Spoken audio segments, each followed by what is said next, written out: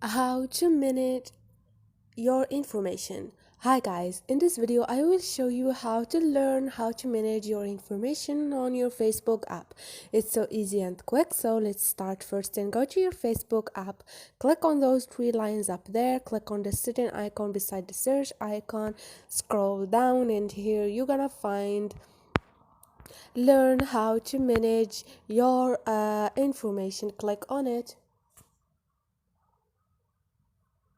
Wait for a second, and here manage your data. You are in control of your Facebook experience.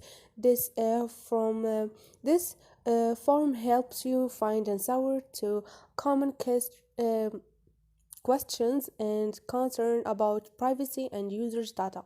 Just click on select to product you need help with, for example Facebook, and click on I want to manage my data, or I want to report something, and click on send, or just keep following those steps. And this is it guys. Hope this video was helpful to you. If you like the video, don't forget to subscribe and like.